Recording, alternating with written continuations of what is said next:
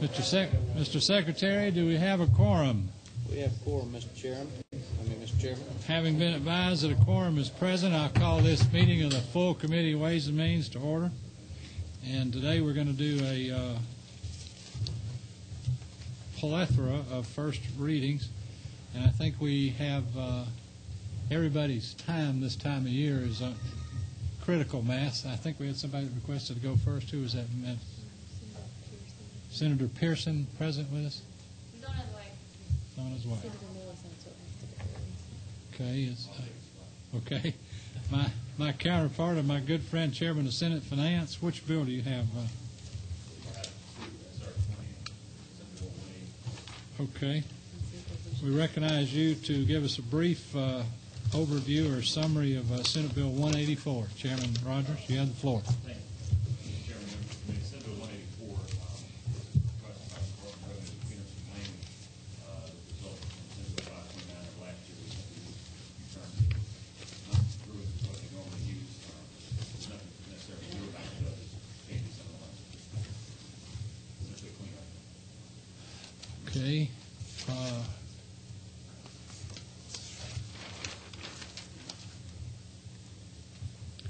We'll assign that to our Income Tax Subcommittee, and I would encourage our chairs of that committee to get that bill vetted and heard as quickly as possible and back to the full committee for a vote. I thank you, sir. Is anybody going to handle that for you, or are you going to come and do that? Okay. We're delighted to have you. We're glad you will. The other bill you had, Chairman? Senate Resolution 20, maybe a little more substantial nature. This is a constitutional amendment with forces for this term. Future general assemblies who may not be required for this term to do it this time. It would limit the growth of the state spending and allow that any excess revenues go to K through 12 and go into a reserve fund which is double what we have today, which is fiscally responsible. And then if any excess revenues are generated beyond that point, would go to pay off state debt or be returned to tax. Any questions for the senator about that bill before we sign it by members of the committee? I'm sorry I didn't ask you on the first bill. My apologies. Yes, ma'am. What number are you? 28. Okay. I think we can hear you okay, but just in case, would you turn your microphone on and pull it up to you?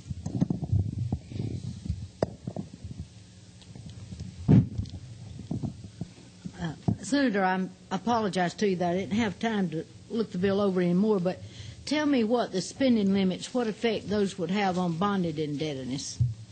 I don't believe it would have any effect on bond indebtedness. We'd be required to pay back our bonds, whether they exceed the limit or not. Of course, in the state history, they exceeded the limit. It was suggested in the state commission, so it would essentially have no impact.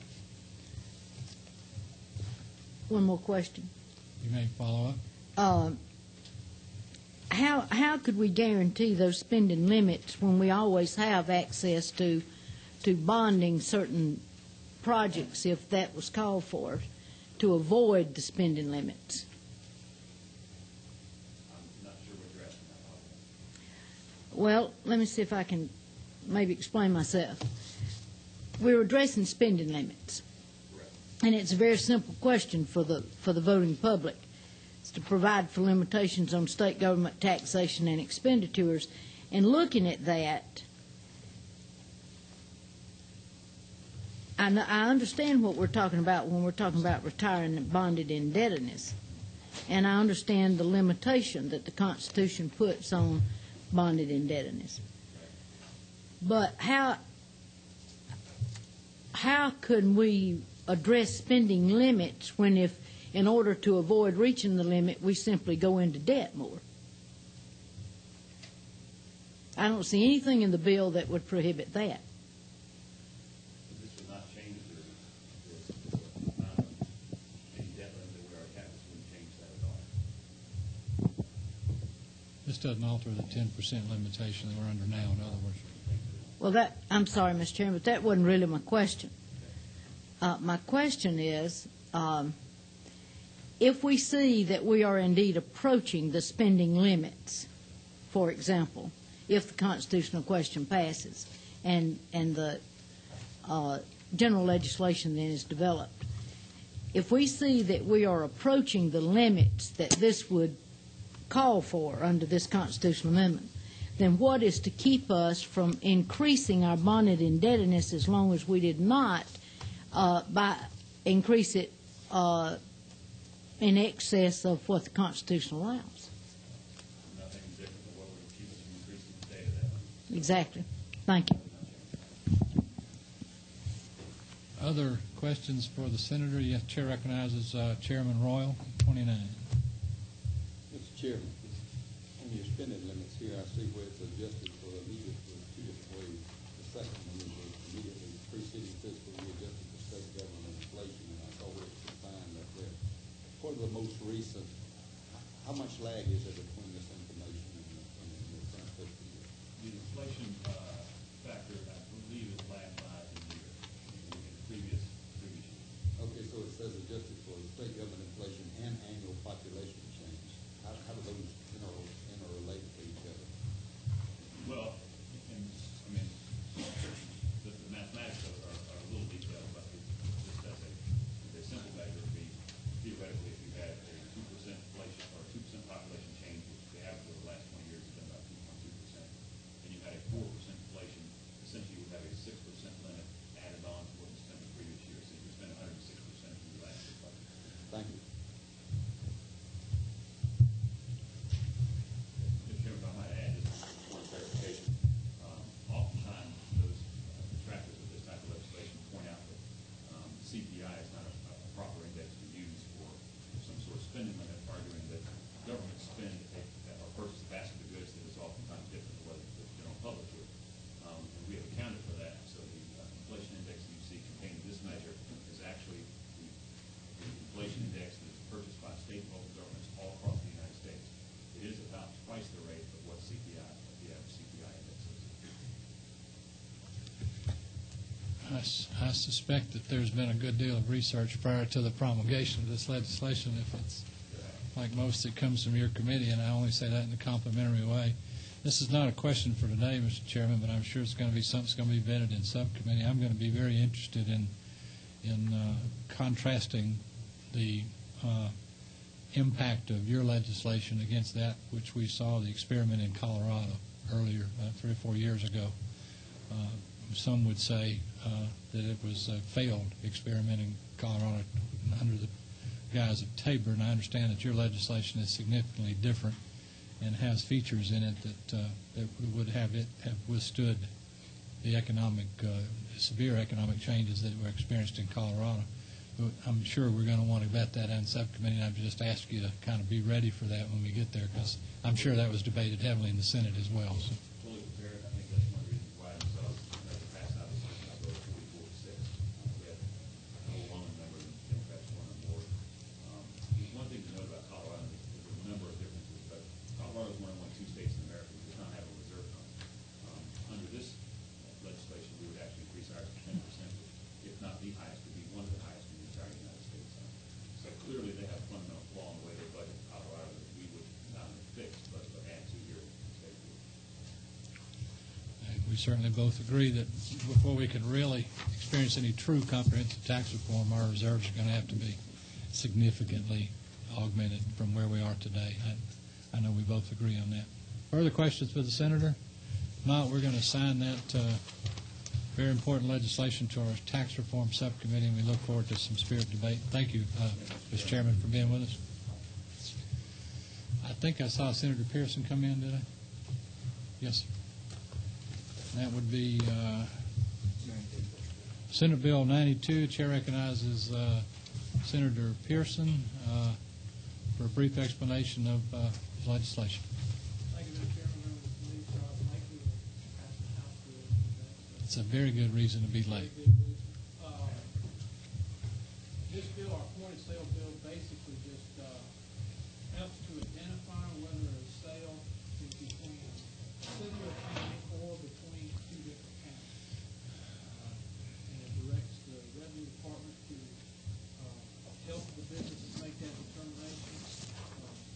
Our specific issue that came up in our county was a county-to-county situation where a car bought in Dawson County and the sales tax paid on that new car in Dawson County would be permitted to Dawson County, with the exception of if you lived in the Big Canoe in the Dawson County section of Big Canoe, whereby, since it's determined by zip code, all the zip codes for Big Canoe, regardless of whether it's Pickens or Dawson, end up being remitted to Pickens County because all the zip code is in one box in Marble Hill. So that's the direct issue that we have in our county, and then between the cities and the counties, this would identify whether that tax was collected specifically in the city or the county. And that's the crux of the bill, Mr.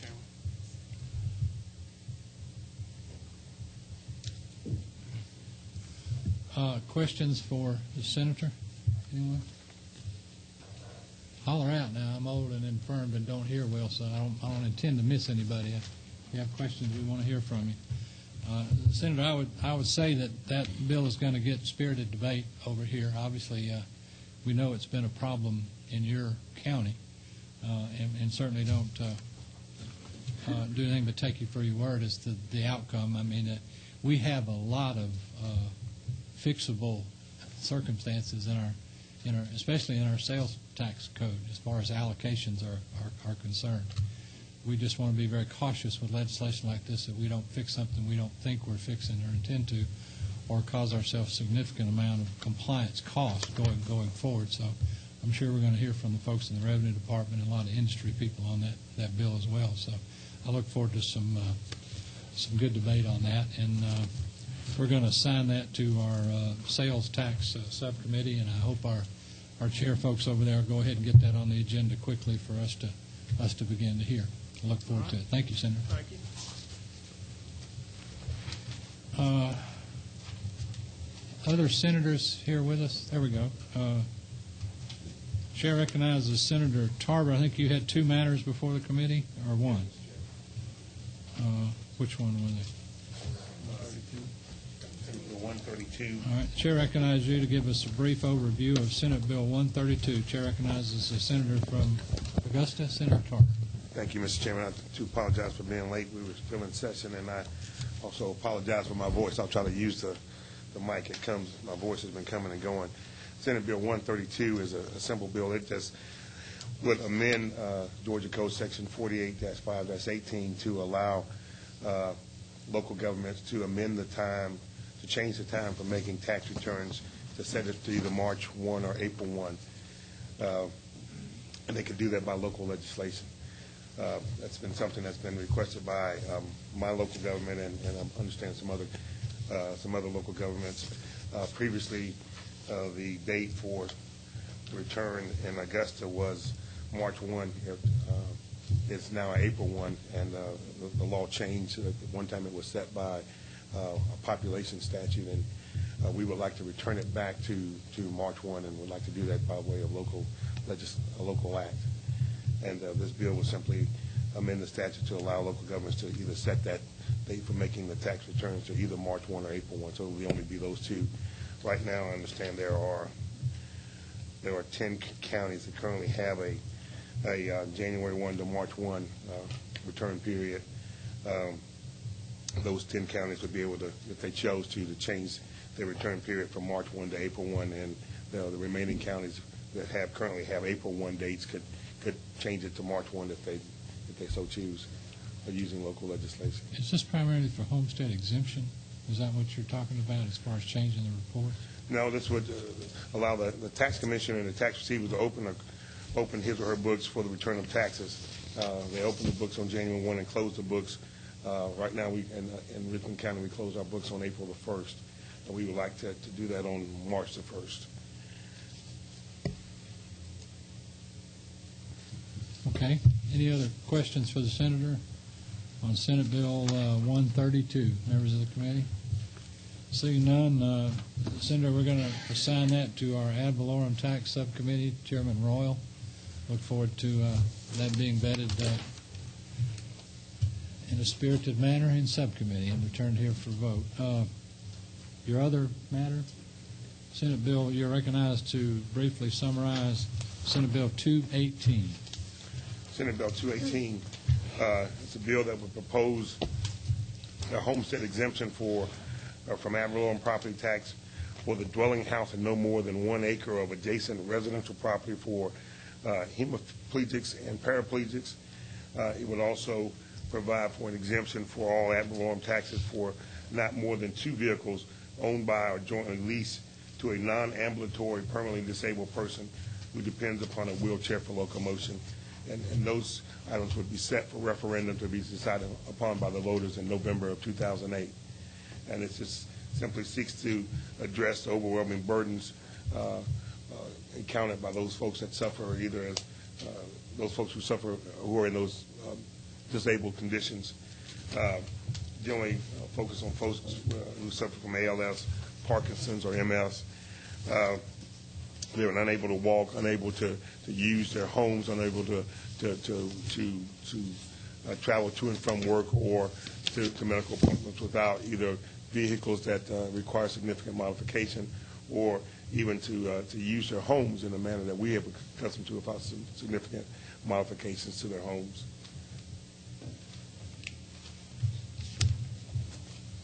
Any questions? Chair recognizes Chairman Royal. Senator Tarver, did you have a physical note for this piece of legislation? No, sir. It was my understanding that in discussion with lead counsel that physical note was not required because it only applies to the local ad valorem taxes. It does not impact any residents that come to the state government. It's an aggregate statewide to $5 million, I believe it is. Yet on the state of local governments, it does require physical note from the department. I will be happy to check that again, Representative, but it's my understanding when we both drafted this legislation and then when they went through the committee process on the Senate side that no physical note was required. Is this a revenue bill? It is not. It is, but it's a constitutional amendment, which means. Well, I apologize if I'm mistaken, but we did address that. There is a state component in ad valorem tax on property. It's not a huge component, but it's over in our budget. It's over $60 million a year, and I think it's either 500,000 or 5 million, as the chairman stated. One of those two, I've got the numbers hung up in my mind. There is a requirement for a fiscal measure, but I'm sure that all that will be debated in our subcommittee. Also, I'd like to know. Mr. Chairman, if I'm a surviving spouse of an otherwise qualifying person, the tax abatement also stays with me for the rest of my life, does it not, under the terms of your bill now? No, sir, it does not. That was taken out in committee. It was? Yes, sir.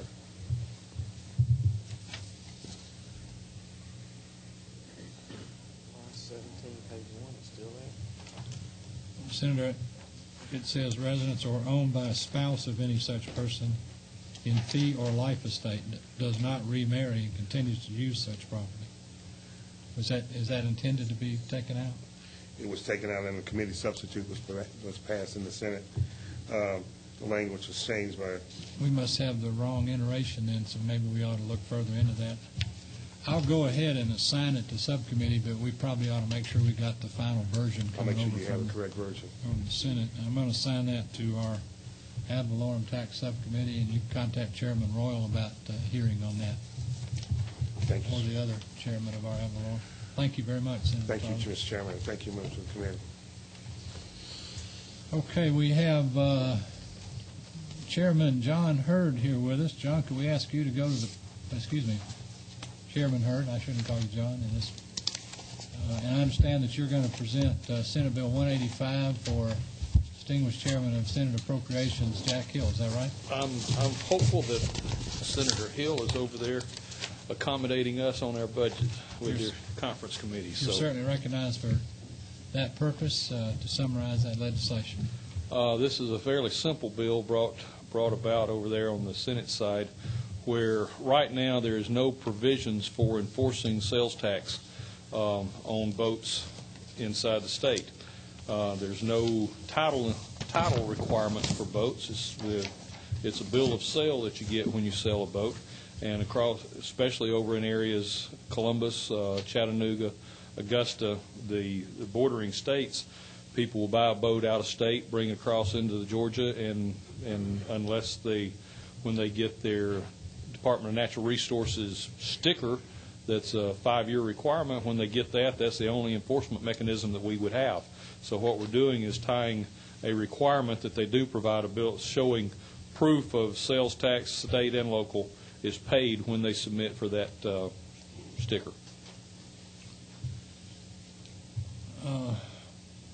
I'll recognize others for questions, but the first one that pops into mind, and I don't know how intimately involved you are yet with this legislation. You may have just picked it up today, but I'm curious as to why this would only apply to 16 feet or more in length vessels. Well, as boats have evolved, the typically 16-foot or less is going to be a flat-bottom John-type boat that's going to have a value of $1,000 or less. So 16 feet and up gets to be in a significant dollar value. And I say that just from a boating person's point of view, not an expert. How do you think that would hold constitutional muster under things like the equal protection under the law clause and others? I mean, you're going way over my head there, Mr. Chairman. Why would my small boat be tax exempt and your 16-foot boat not be? I believe that fair? 16 feet and under does not require a Department of Natural Resources sticker on it. I think. Is that what it is? Okay. But I'm not positive of that. We have another boat expert. Chair recognizes Chairman Mills, who really is from a county in an area where we do manufacture and a lot of boats. Chairman Mills? I don't know that I'd qualify myself as a boat expert, but thank you, Mr. Chairman, for the compliment. What about personal watercraft? Would that be included? Because those are not 16-foot. However, there are some pretty pricey personal watercrafts out there that are purchased out of state. And I do know that they do require a sticker on those. Yes, they do. So I don't know. I'll have to find that part out. Well, I'll say this, and I hope that you'll get this message back to Chairman Hill. I'm all for at least the undertaking of the legislation once the details can be vetted out. I see articles, and it has nothing to do with boats. It's just that because they have to have a sticker, there's a way to account for it. But it just irritates me to no end to see a recreational vehicle dealer in Tennessee advertise to come to Tennessee to buy your RV and get a 7% discount because we won't charge you Georgia sales taxes and we won't charge you Tennessee sales taxes, and not tell you, by the way, you're supposed to pay tax on that when you get back to Georgia and your residence, and take advantage of our marketplace and our taxpayers. So this is a kind of legislation from a fairness standpoint that I like to see. I think the devil's in the details, obviously, with these, Chairman Hurd, and we look forward to vetting that out in subcommittee. And along that line, we will be assigning Senate Bill 185 to our sales tax subcommittee, and I look forward to an expeditious hearing on the matter and get it back before the full committee. Any other questions for Chairman before we leave? Thank you very much, Mr. Chairman. I think I saw Senator Hill come in the room, and then I'll get you, Senator Murphy. I'm sorry.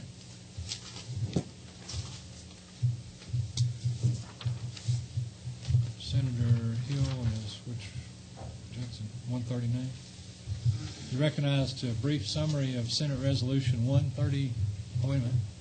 Senator Hill, I'm sorry. Just go ahead and stay there because you're going to be next. Just have a seat, Jack. You're going to be next. All right. Yeah. Senator Hill, you recognized for a brief explanation or summary of Senate Resolution 139. Welcome, Thank you, Mr. sir. Chairman and committee. I appreciate the opportunity. Mr. Chairman, thanks for the opportunity to talk to you again about some of these issues that relate to health care. What this resolution does is it urges Congress to allow an individual, not require, but allow an individual to put more money into the health savings account than they currently are able to. Just as a quick note, a health savings account is a vehicle that helps people actually have a financial stake in their health care choices, and they can put it in there in a tax-advantaged way. It was created about 3 years ago by Congress. Right now, you're limited to $2,850, and it can help go towards things like long-term care and other expenses down the road. And if you could set aside dollars in a favorable way to pay for some of those expected or anticipated long-term expenses, whether it's straight health or long-term care issues, and you had the financial means to do so, then this would allow you to put up to $10,000 a year, so you can meet those expenses as opposed to rely on family or the state or somebody else. And so it's just an urgent resolution there, Mr. Chairman. So it has to do with federal taxation, Yes, just sir. urgent to increase the deduction to get the limits up to catch up with inflation and that sort of thing. That's correct. I don't think we have a cost in our life anymore that's inflating as fast as our health care costs, and I certainly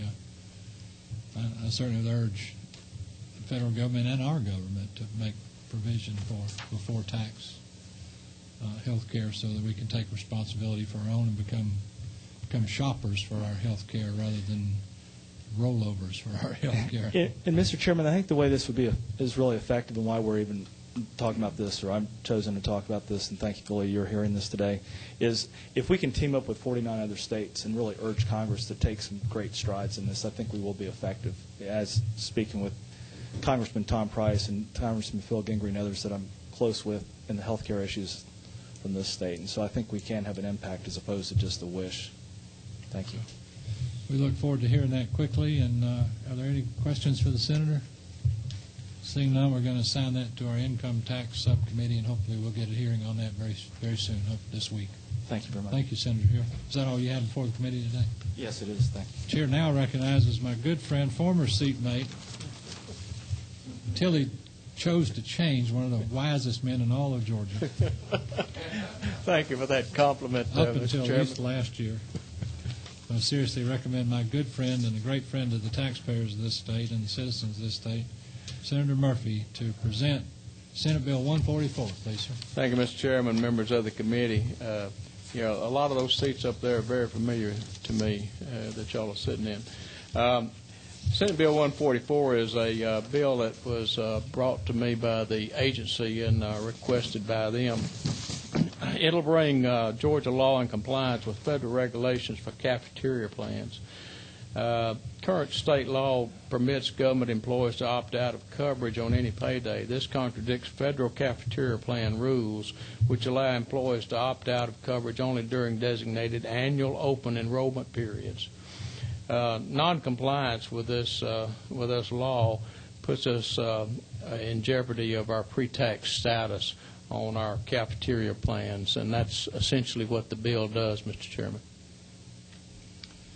You're talking about cafeteria plans, you mean the old Section 125 where you're allowed to put up to, used to be like $2,000, and you can use it for eyeglasses and prescriptions, and you have to spend it in a year, that kind of thing? Yes, sir, I believe that's what that alludes to. Okay.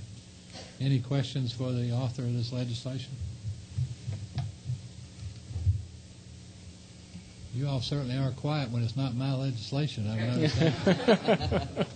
How about let's beating up on somebody else for a while?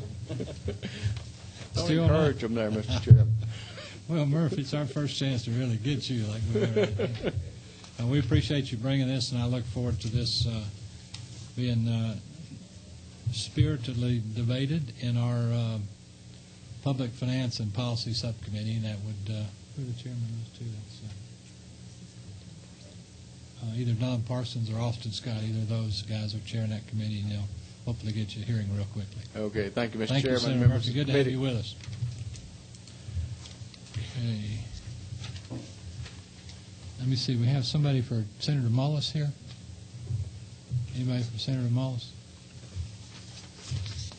Okay, I think I'm supposed to do that.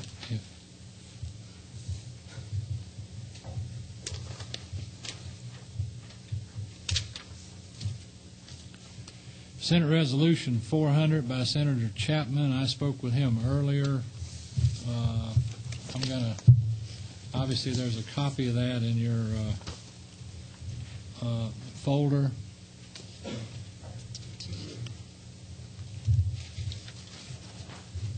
And it's a constitutional amendment resolution. I'm going to go ahead and assign that to the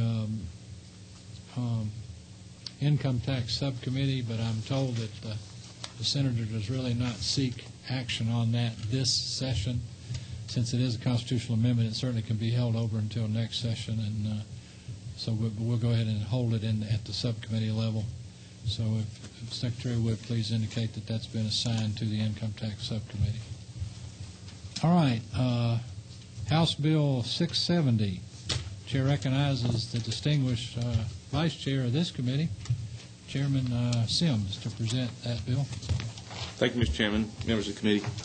This bill provides for an income tax credit for those industries that are dealing in wood residuals, and these are the solid waste that are used in with trees and lumber industry. What this does is just creates the tax credit against not to exceed the actual amount certified by the Department of Natural Resources to the taxpayer. Basically, that's all the bill does is for that industry. Any questions? Could you say again? I heard wood residue. What is that?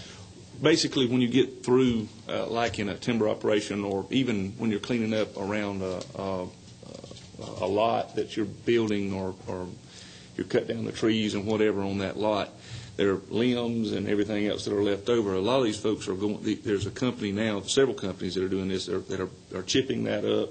They're using that. They're hauling it to fire boilers with. Also, they're using it. I think in Soperton even to do the biodiesel. It's just an environmental type operation that they're using this residual stuff to use it, usually the fire boilers and to do the biodiesel products.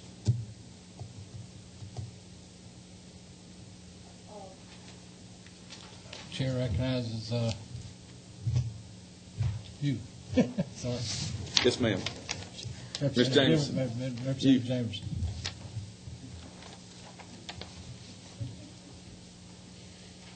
Well, I'm reading the bill, Mr. Sims. How do we actually compute this credit? Is it just an outright credit against the taxes? Or is there a formula for computing it, those taxes not to exceed the tax liability? Do you want my honest answer? I don't know how to Don't compute have a clue. I don't. Thank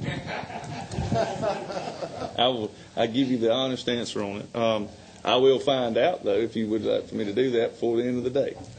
I don't know how to compute it. I don't know how.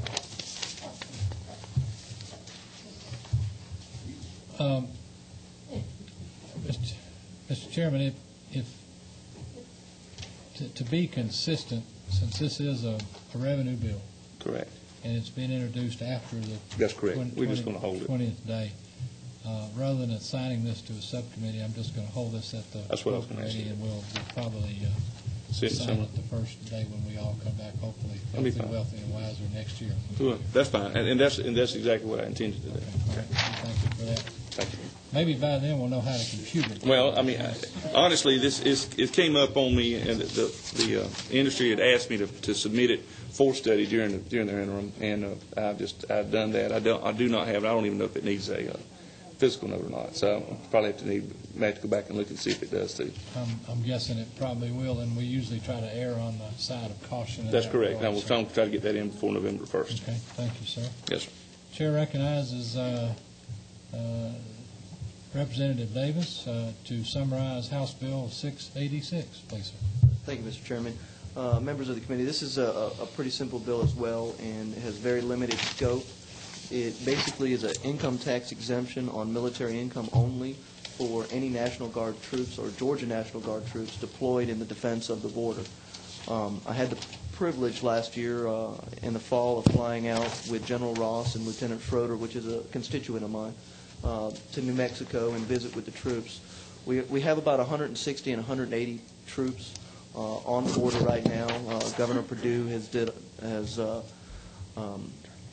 given us about a 2-year window to our obligation with the feds to be out there on the border.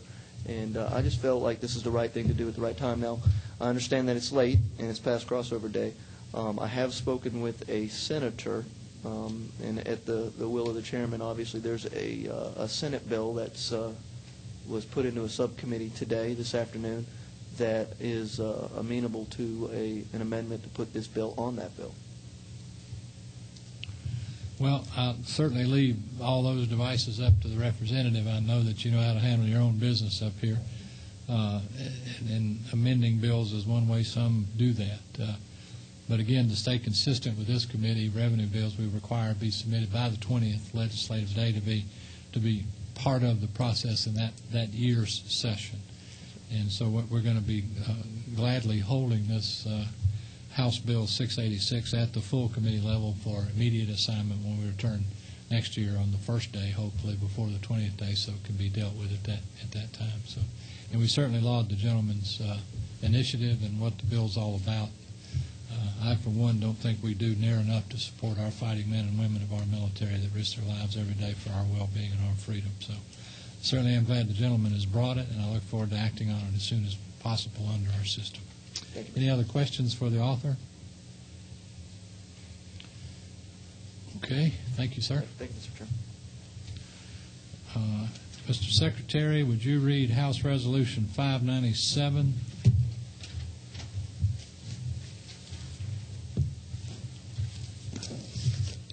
Resolution 597 by Representative Stevens, 164, proposing an amendment to the Constitution so as to authorize the governing authority of any municipality or county, subject to referendum and approval, to exempt from ad valorem taxation in full or in part inventories of retail furniture businesses.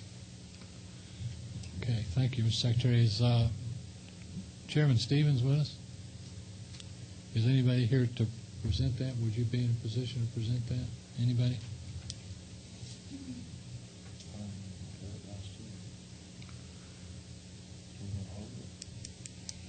Well, it's a tax. It's again. It's a tax. It's a resolution, though. Constitutional amendment. Okay. But it's still that makes cost. It hadn't been introduced by crossover day, so I'm going to hold that at the full committee level without assignment. Is there anybody else here that has business before the Ways and Means Committee this day that I've overlooked in any way, shape, or form? Yes.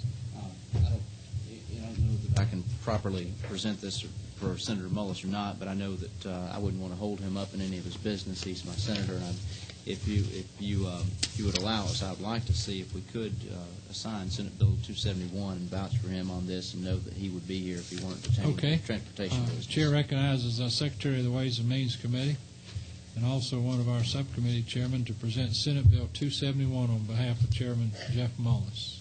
You're at 19, is that right? Yes, sir. Okay. Thank you, Mr. Chairman. It looks like this is a measure to do a little bit of a cleanup and to update the tax deed law for and you'll have to help me with this, Mr. Chairman, because I'm sure you understand this a lot better than I do, but to allow for the ripening by prescription of tax deeds, and it looks like it updates this to July 1st, 2007, and I'm sure that we could vet the details of this in subcommittee, but I would like to see this get assigned to subcommittee today if at all possible.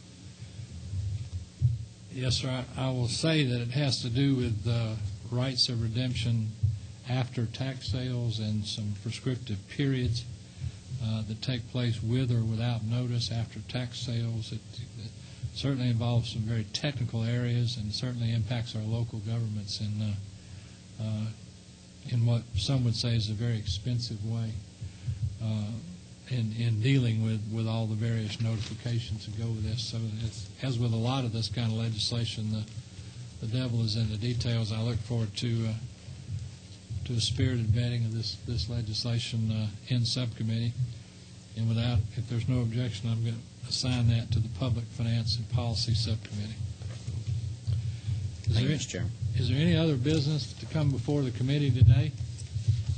I'd like to tell the members that were able to join us today, thank you for your dutiful service. And with that, we stand adjourned.